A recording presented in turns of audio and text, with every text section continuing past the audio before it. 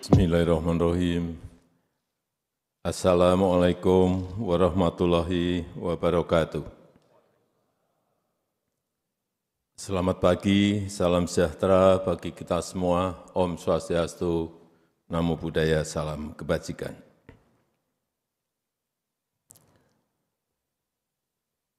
Bapak Ibu, para peserta Rakornas Pengendalian Inflasi yang saya hormati, pertama-tama saya ingin menyampaikan ucapan terima kasih yang sebesar-besarnya kepada tim pengendalian inflasi pusat dan tim pengendalian inflasi daerah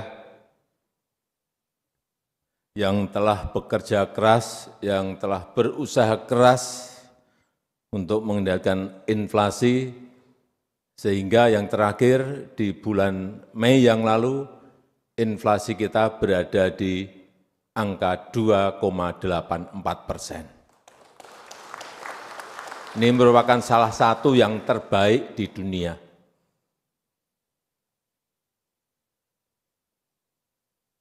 Kalau kita ingat, di tahun 9-10 tahun yang lalu, inflasi kita masih berada di angka 9,6%, Pak Gub ya. 9,6% dan atas usaha keras kita, sekali lagi, berada di angka 2,84. Dan saya tahu setiap minggu oleh Mendagri, di absen satu persatu inflasinya berapa, dibuka secara gamblang berapa angkanya di provinsi ini, di kabupaten ini, di kota ini, sehingga semuanya tahu. Setiap ke daerah juga yang saya tanyakan sekarang selalu inflasinya berapa Pak Gub? Growth-nya, pertumbuhan ekonomi berapa Pak Bupati, Pak Wali Kota? Selalu saya tanyakan itu supaya kita semuanya peduli, aware terhadap hal yang sangat penting. Karena begitu inflasi naik, misalnya 9,6, pertumbuhan ekonomi kita di angka 5, berat yang merasakan adalah rakyat. Sekarang inflasinya 2,84, growth pertumbuhan ekonominya 5,11%. Nah ini segar. Segar kalau seperti ini.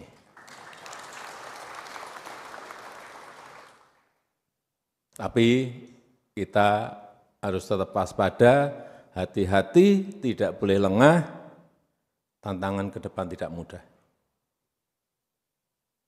Saya kira Bapak Ibu semuanya sudah mendengar warning dari Sekjen PBB bahwa dunia menuju pada neraka iklim. Ngeri, neraka iklim. Suhu akan mencapai rekor tertinggi 5 tahun ke depan. Hati-hati. Dan 1 tahun terakhir ini kita merasakan betul adanya gelombang panas, periode terpanas. Di India bahkan sampai 50 derajat Celcius. Di Myanmar 45,8 derajat Celcius. Panas sekali.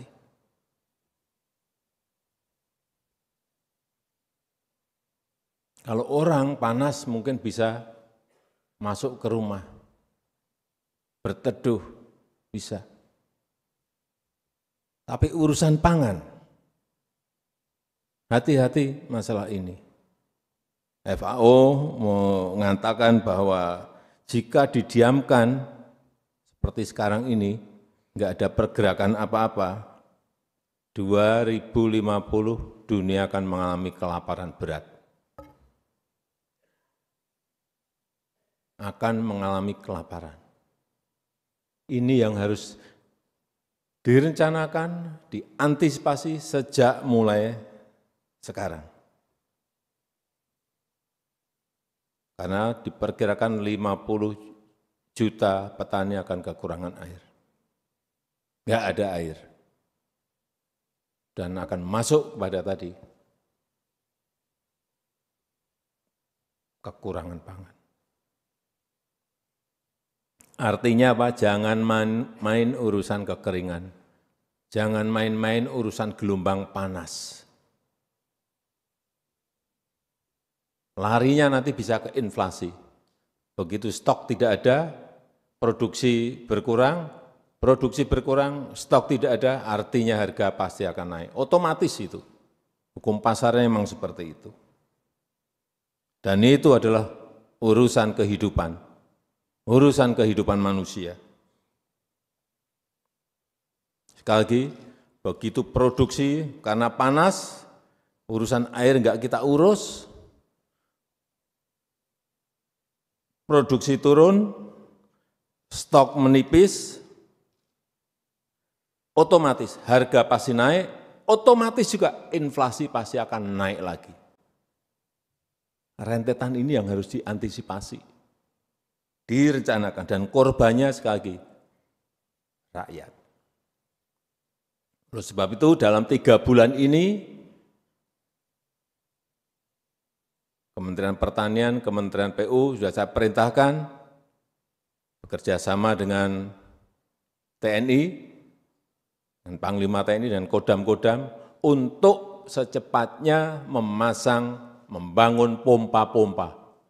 Mungkin 20-an ribu pompa akan kita pasang di daerah-daerah yang memiliki produksi utamanya beras, tapi bukan hanya beras saja, utamanya beras. Pompa dari sungai, naikkan ke atas untuk mengairi sawah. Baik itu sungai besar maupun sungai sedang maupun sungai kecil, semuanya manfaatkan air. Jangan biarkan air terus masuk ke laut. Pompa. Beberapa sudah dikirim, saya kira ke Kodam-Kodam. Saya cek kemarin di Jawa Tengah sudah masuk pompanya 1.400, tapi akan tambah lagi. Terutama daerah-daerah produksi. Akan saya cek di lapangan, sehingga betul-betul saat kering karena El Nino, nanti di beberapa wilayah, mungkin di bulan Juli sudah mulai, dan yang masuk ke Agustus, September, Oktober, kita siap. Sehingga produksi tidak turun. Itu goalnya. Kenapa dipasang pompa? Meskipun kita dalam 10 tahun ini memiliki target membangun waduk 61 waduk dan bendungan. Yang sudah saya resmikan 43 bendungan. Tapi air ini juga harus diteruskan sampai ke sawah. Harus ada saluran primernya, harus ada irigasi sekundernya, harus ada irigasi tersiernya, sehingga sampai betul ke sawah, sehingga meningkatkan produksi. Yang sebelumnya mungkin hanya 1 kali panen menjadi 3 kali panen. Ini yang nanti akan menjaga inflasi kita tidak naik. Yang ketiga terakhir yang saya ingat, sudah saya resmikan, waduk Tiusuntuk di NTB, Pak Gub, kemudian waduk Ameroro di Sultra, sudah. Ya, yang terakhir, Sepaku Semoy di Kaltim. Nanti setelah ini akan ada yang selesai langsung kita resmikan semuanya. Sehingga sekali lagi saya minta yang menjadi kewajiban pusat, kerjakan pusat, yang menjadi kewajiban provinsi, kerjakan provinsi, yang menjadi kewajiban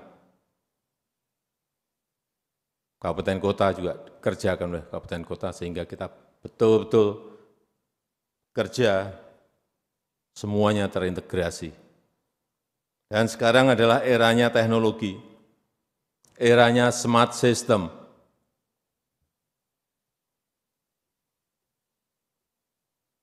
utamanya di kabupaten, kita harus bisa mengupgrade sistem pertanian kita menjadi smart agriculture,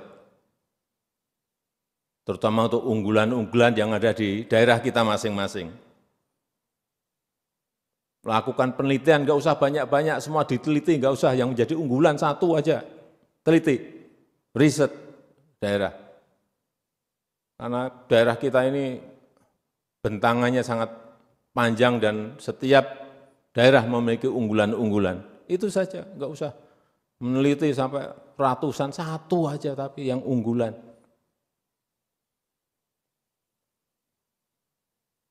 Lakukan riset, buat percontohan, berhasil, copy, replikasi. Tugas kita itu.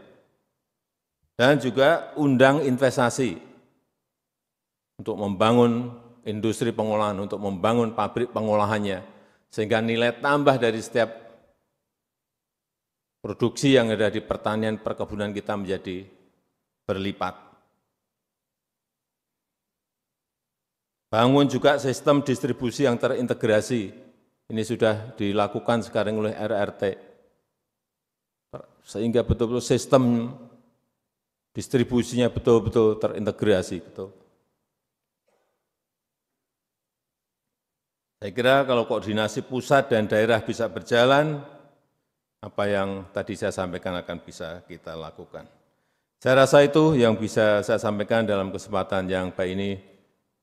Dan apa yang sudah kita capai agar kita terus perbaiki sehingga inflasi bisa kita jaga dan produktivitas utamanya di pertanian perkebunan kita juga terus bisa kita jaga dengan baik. Terima kasih. Wassalamualaikum warahmatullahi wabarakatuh.